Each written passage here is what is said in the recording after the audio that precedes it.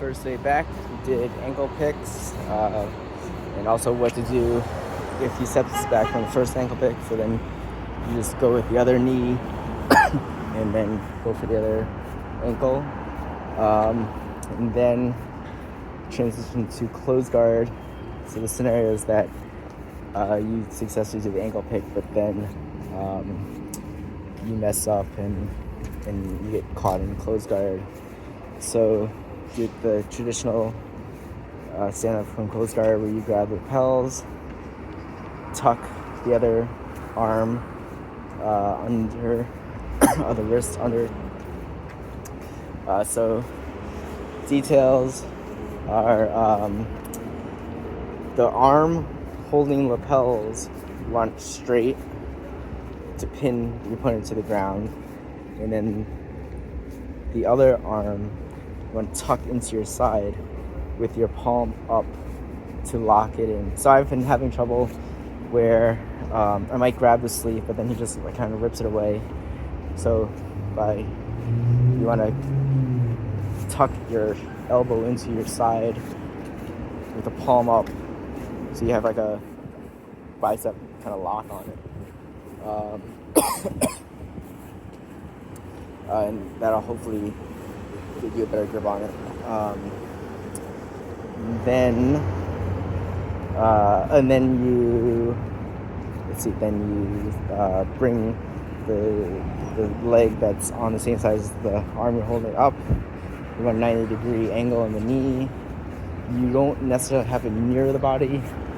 You want it parallel to his body, but you don't want it facing outward. And some guy I was rolling with said that you should have it right next to the body, which is what I've heard before, but Tim specifically said you didn't have to do that. I think, yeah, I'm not exactly sure. If you have it close to the body, it sort of twists his body a little bit, but I think there are some negatives to that. I'm not sure what they are. So once you have that leg up, then you tilt your body or twist, not really tilt or twist, but you shift your body so that instead of you going straight down the line of his body, you're twisting toward the shoulder of the foot that you have up. Then you step up with your other foot, pushing down with the hands that have the lapels, the straight arm. And as soon as you get up, you gotta posture up. You wanna put your hip forward into sort of like a horse stance. And this is something that I didn't know. This is really new to me. Then you could do like a rodeo pass where you push your hips out and use your arm, but mostly your hip and legs to pass his leg. And then you come down, you can staple the bicep. Yeah, everyone else has just said to like push down on his hip and shake, but that never works for me. Tim said that if his legs come down below your hip, so your hip push won't do anything, that's when you can push down, and then you sort of do like a knee cut or something like that. Let's see. Then we also did what happens if you can't capture the second arm with the wrist control. In this case, you put that hand on his hip, right on his hip bone. You hold your elbow close to create a frame, so that frame is inside of his knee, and then you kind of put weight onto that frame and onto his and you keep the straight arm, and then you back. Then you swing your knee in, so the same knee that's on the straight arm side. You make like a half circle with it, concave. So your knee is lined up with his spine, but not pressed against his body. It's like 2 or 3 inches behind his butt. So you want to keep his whole body flat on the ground, pinned to the ground.